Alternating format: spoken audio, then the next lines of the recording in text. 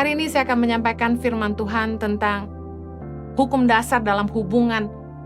Bagaimana kita harus memperlakukan sesama sesuai dengan firman Tuhan. Firman Tuhan ini sangat sederhana tapi tidak mudah untuk dilakukan. Saya berdoa agar Anda diberi pengertian oleh Tuhan dan mampu menghidupinya. Treat others the way you want to be treated. Perlakukan orang lain sebagaimana Anda ingin diperlakukan. Matius 7 ayat 12 berkata gini, segala sesuatu yang kamu kehendaki supaya orang perbuat kepadamu, perbuatlah demikian juga kepada mereka. Itulah isi seluruh hukum Taurat dan kitab para nabi. Saya percaya ini merupakan prinsip dasar dalam hubungan kita dengan sesama.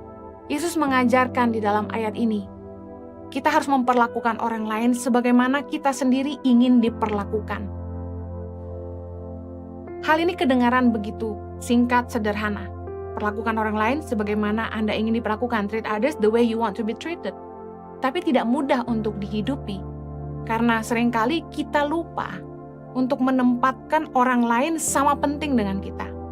Dalam Matius 22 ayat 39 dibilang gini, kasihilah sesamamu manusia seperti dirimu sendiri. Nah, bagaimana kita bisa mengasihi orang lain seperti diri kita sendiri? Saya percaya ini, ukuran dalam memperlakukan orang lain atau bagaimana kita memberi kepada orang lain, ukurannya adalah apa yang kita mau untuk diri kita sendiri. Kalau kita saja tidak mau barang itu, tidak bagus, jangan berikan buat orang lain. Kalau kita tidak mau makan makanan basi, jangan berikan makanan basi buat orang lain. Berapa banyak kita yang mungkin beli coklat di luar negeri, mungkin dengan harga yang gak murah, tapi ternyata kadaluarsa. Dibuang sayang, dimakan gak mau. Lalu kita kemanakan coklatnya? Berapa banyak kita yang kasih ke pembantu di rumah mungkin, kasih pegawai mungkin. Mari kita belajar firman Tuhan ini. Prinsip dasar dalam hubungan dengan sesama. Perlakukan orang lain sebagaimana kita ingin diperlakukan. Berikan kepada orang lain seperti apa yang kita mau untuk diri kita sendiri. Mari belajar untuk mengasihi orang lain seperti kita mengasihi diri kita. Melihat orang lain itu sama penting seperti kita sendiri. Saya akan share 3 hal saja. Saya renungkan apa yang saya nggak mau orang lain lakukan kepada saya. Sehingga itu menjadi batasan dalam apa yang saya juga nggak boleh lakukan itu kepada orang lain. Mari kita belajar sama-sama. Yang pertama, jangan merugikan atau menyakiti orang lain. Kalau Anda nggak mau dirugikan, jangan merugikan orang lain. Kalau Anda tidak mau disakiti, jangan sakiti orang lain. Sederhana sekali. Tapi seringkali kita lupa hal ini. Kita ngomong seenaknya. Kita menyakiti orang lain. Sengaja ataupun tanpa sengaja. Kita tahu bahwa apa yang kita lakukan ini akan merugikan orang lain. Tapi tetap kita lakukan. Pernahkah Anda pergi ke supermarket? Anda ingin membeli buah misalnya. Lalu tanpa sengaja ketika Anda sedang memilih buah untuk memasukkannya ke dalam kantong plastik sebelum ditimbang, buah yang Anda pegang itu terlepas dari tangan Anda lalu jatuh. Apa yang terjadi? Kita rata-rata akan ambil buah itu dan taruh kembali di tempatnya. Padahal kita yang menjatuhkannya. Kenapa kita lakukan itu? Karena kita nggak mau dapat buah yang jatuh. Kita tahu itu akan jadi bonyok, jadi rusak. Buahnya jadi nggak enak. Tapi kita taruh di tempatnya kembali, tanpa memikirkan. Itu menyebabkan kerugian bagi toko itu. Karena nggak lama, buah itu akan mulai busuk, dan nggak ada yang mau ambil buah itu. Kalaupun ada yang mengambilnya, kita sudah merugikan orang lain, karena kita menjatuhkannya. Suara hati kecil kita pasti mengajar kita waktu kita lakukan itu, kita diingatkan. Jangan, kamu yang jatuhkan, kamu yang makan. Saya percaya hal sekecil itu saja tidak mudah untuk dilakukan. Ketika kita mikirin tindakan kita terhadap orang lain, ngerugiin orang nggak ya? Nyakitin orang nggak ya? Mari saya kasih contoh-contoh sederhana dalam kehidupan sehari-hari. Jangan mengingini milik orang lain. Seringkali kita iri hati melihat orang punya apa dan kita pengen apa yang dia punya. Ada yang sampai tega mencuri, mengambil yang bukan haknya. Ulangan 5 ayat 21 bilang gini, Jangan mengingini istri sesamamu. Jangan menghasratkan rumahnya, atau ladangnya, atau hambanya laki-laki, atau hambanya perempuan, atau lembunya, atau keledainya, atau apapun yang dipunyai sesamamu. Firman Tuhan ajarkan kita jangan mengingini hak milik orang lain. Jangan ganggu istri orang. Jangan ganggu suami orang. Saya pernah bercanda satu kali. Perempuan tuh makin umur bertambah, makin tua, nilainya menurun. Kenapa? Karena perempuan tambah tua tuh tambah peot ya, tambah kendor gitu kan, tambah keriput. Sedangkan pria, saya perhatikan sebaliknya, semakin tua, nilainya bertambah.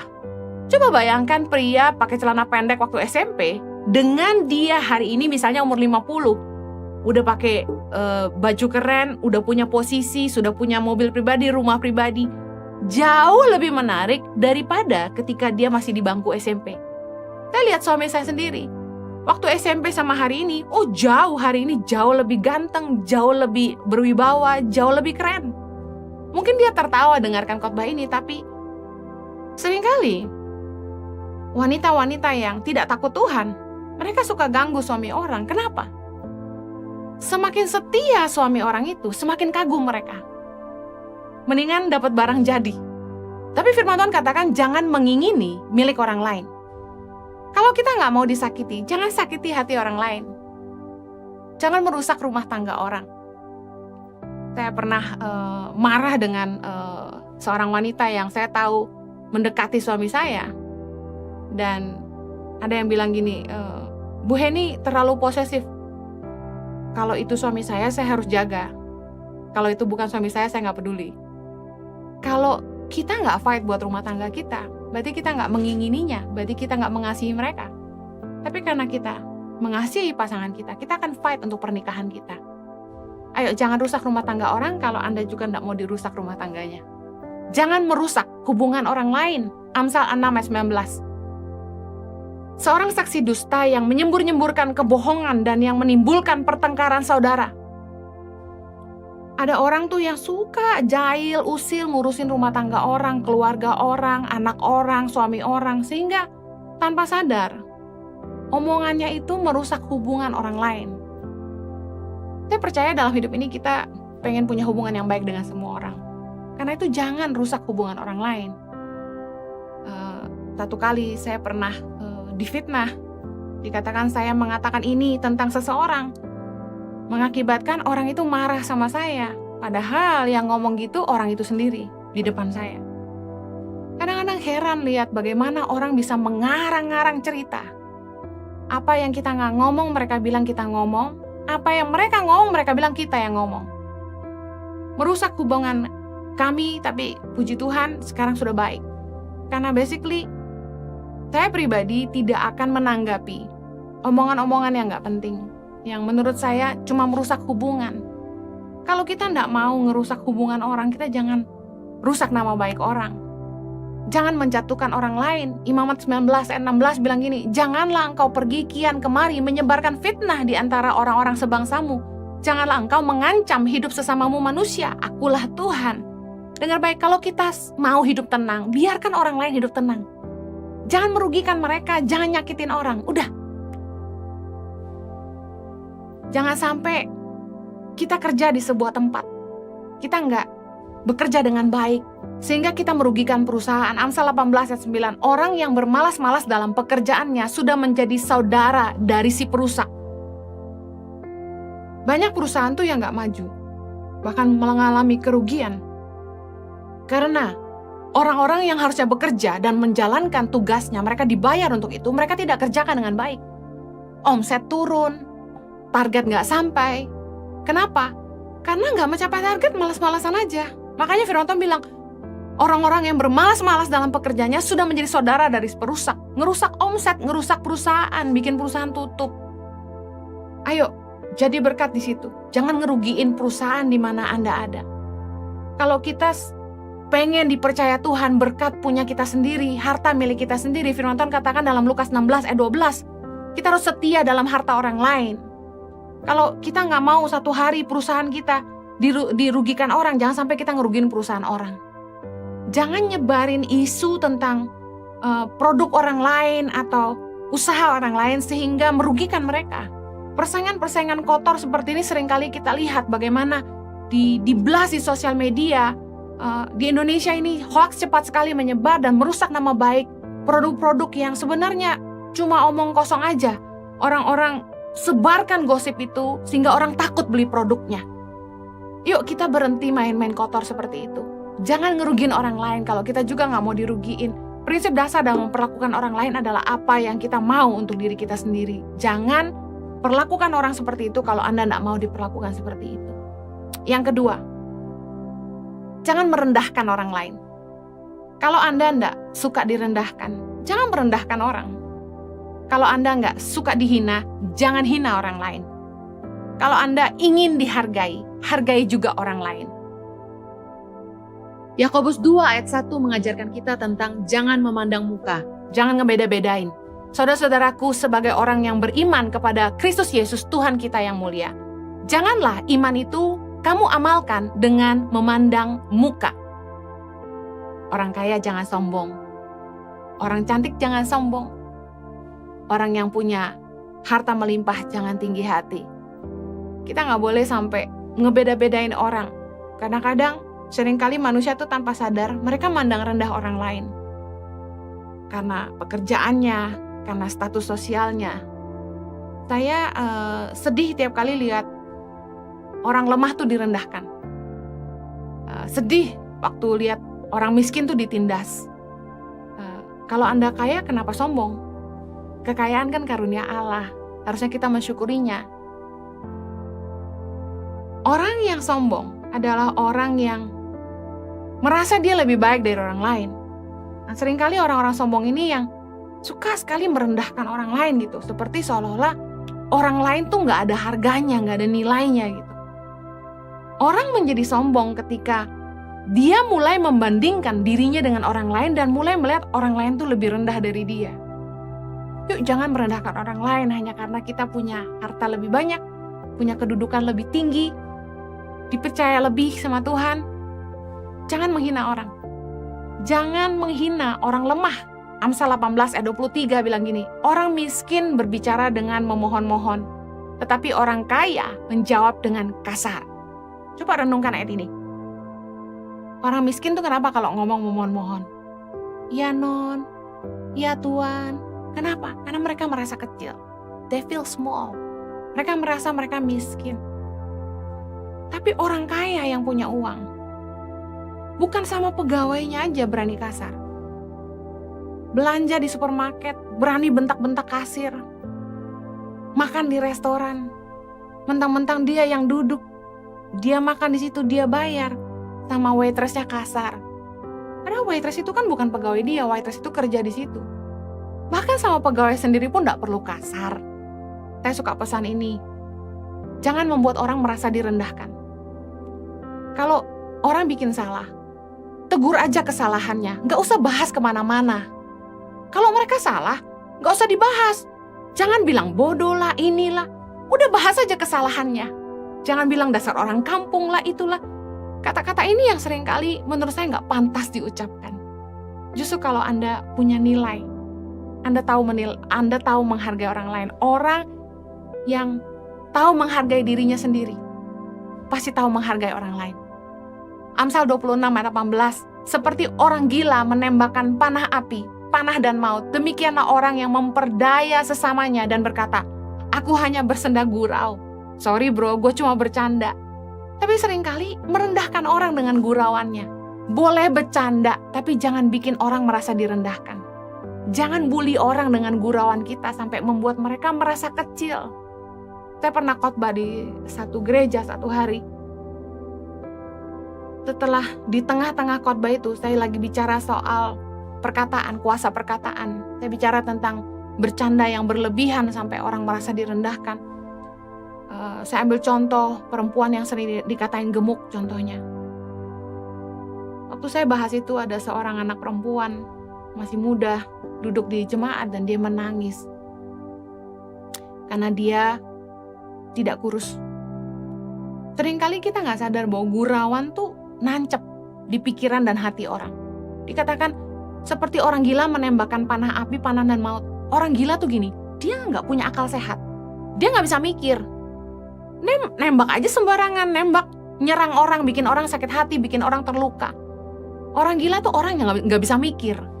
Nah, kalau Anda orang cerdas, Anda bisa mikir, ayo jangan merendahkan orang dengan gurauan Anda. Kalau marah juga kira-kira, jangan sampai membuat orang lain direndahkan.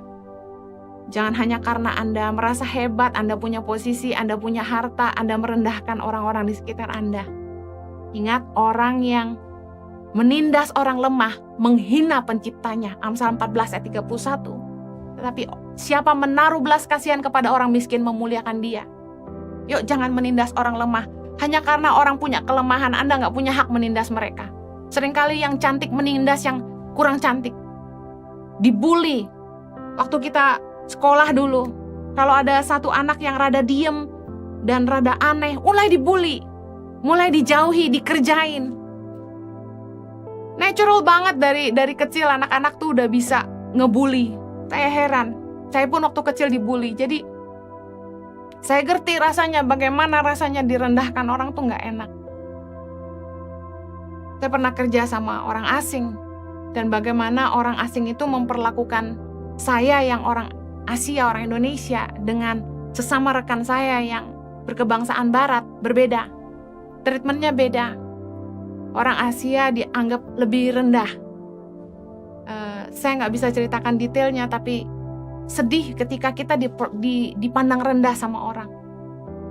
Hukumnya sekali lagi, perlakukan orang lain sebagaimana Anda ingin diperlakukan. Kalau Anda nggak suka direndahin, jangan rendahin orang lain. Kalau Anda nggak suka direndahkan, jangan merendahkan orang lain. Kalau Anda nggak suka dihina, jangan hina orang lain. Kalau Anda ingin dihargai, mari belajar hargai orang lain. Yang ketiga, beri ruang untuk kesalahan dan kelemahan.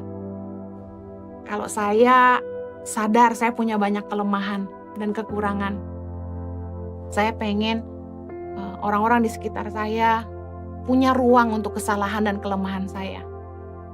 Mari kita pun lakukan yang sama buat orang lain. Kalau kita nggak mau dihakimi, ayo jangan hakimi orang lain. Seperti kita ingin diterima dengan segala kekurangan dan kelebihan kita, mari terimalah kelebihan dan kekurangan orang lain juga. Kalau kita tuh butuh kekuatan orang, jangan tolak kelemahannya. Karena semua orang datang dengan kelebihan dan kekurangan. Ketika kita menikah, pasangan kita datang dengan kekuatan dan kelemahan, kelebihan dan kekurangannya. Banyak orang tidak mau terima kekurangannya, hanya mau kelebihannya. Banyak orang hanya mau terima kekuatannya, tapi tidak bisa embrace kelemahannya. Sehingga tidak jarang pernikahan menjadi gagal, akhirnya berujung perceraian. Sama dengan pegawai-pegawai yang bekerja di perusahaan. Mereka mau kebaikan atasannya, tapi mereka nggak mau terima kekurangannya. Bosnya marah satu kali, langsung dicap jelek aja. Ayo belajar dalam hidup ini. Bukankah kita sendiri juga nggak lepas dari salah? Bukankah kita juga punya kelemahan dan kekurangan? Sebagaimana kita ingin orang terima kita apa adanya, kelebihan kita dan kekurangan kita, ayo terima orang lain juga. Beri ruang untuk salah dan kelemahan mereka. Jangan saling menghakimi. Lukas 6 ayat 37. Janganlah kamu menghakimi, maka kamu pun tidak akan dihakimi. Dan janganlah kamu menghukum, maka kamu pun tidak akan dihukum. Ampunilah, dan kamu akan diampuni. Kenapa kita sulit ngampunin orang? Karena kita pikir, nggak mungkin saya kayak gitu. Saya pengen share ini. Hati-hati dengan perkataan kita. Karena seringkali apa yang kita ucapkan itu kembali lagi kepada kita. Kita menghakimi orang. Dia seperti ini. Gak taunya, one day kita juga lakukan yang sama. Lalu kita diingatkan oleh hati kecil kita sendiri, oleh suara Tuhan mungkin. Kamu juga pernah buat ini. Hati-hati dengan ucapan kita. Waktu kita menghakimi orang, jangan-jangan kita juga buat sendiri. Ketika kita buat salah, bukankah kita ingin diampuni? Bukankah kita ingin diberi kesempatan lagi? Mari, ampuni orang lain. Ketika mereka buat salah, kasih mereka kesempatan. Di rumah kami, ketika anak di rumah memecahkan gelas berulang kali, saya sampai bilang, kayaknya udah selusin yang dipecahin. dia juga ketawa. Jadi sebentar kalau bunyi prang, saya udah tahu apalagi yang pecah gitu. Kenapa saya nggak marah? Karena saya pikir gelas bisa dibeli. Tapi kalau kita marah berlebihan, hati yang pecah sulit diobati. Jadi berilah ruang untuk kesalahan dan kelemahan orang. Sebagaimana kita ingin diampuni, ampunilah orang lain. Kolose 3 ayat 13. Sabarlah kamu seorang terhadap yang lain, dan ampunilah seorang akan yang lain. Apabila yang seorang menaruh dendam terhadap yang lain, sama seperti Tuhan telah mengampuni kamu, kamu perbuat jugalah demikian. Saya ingin tutup dengan ini. Kalau orang jahat sama kita nggak perlu jahat seperti mereka. Hukum ini tetap, perlakukan orang lain sebagaimana kamu ingin diperlakukan. Ketika orang lain jahat sama kita, jangan balas jahat. Kenapa? Taburlah yang baik, supaya orang itu pun suatu hari nanti akan membalas Anda dengan kebaikan. Saya ngalamin ini. Ada orang yang nyakitin hati saya terus bertahun-tahun, tapi saya terus konsisten tabur kebaikan buat dia, tabur kebaikan, tabur kasih. Dan hari ini dia baik sama saya, dan saya terus tabur kasih buat dia. Dengar baik, firman Tuhan itu terbukti. Apa yang kita tabur, itu yang kita tuai. Hukum dasar firman Tuhan adalah mengasihi sesama seperti diri kita sendiri. Perlakukan orang lain sebagaimana kita ingin diperlakukan. Matius 5 ayat 44. Tapi aku berkata kepadamu, kasihilah musuhmu dan berdoalah bagi mereka yang menganiaya kamu. Karena dengan demikian, kamu menjadi anak-anak Bapamu yang di sorga, yang menerbitkan matahari bagi orang yang jahat dan orang yang baik, dan menurunkan hujan bagi orang yang benar dan orang yang tidak benar. Saya berdoa agar Anda selalu kuat di dalam kasih, terus bertumbuh dan berakar di dalam kasih, sehingga Anda tidak membalas jahat dengan jahat, tapi Anda memberi ruang untuk kesalahan dan kelemahan. Ingat, perlakukan orang lain sebagaimana Anda ingin diperlakukan. Jangan merugikan, jangan menyakiti orang. Jangan merendahkan orang lain, dan mari, jangan menghakimi, namun ampuni. Tuhan memberkati.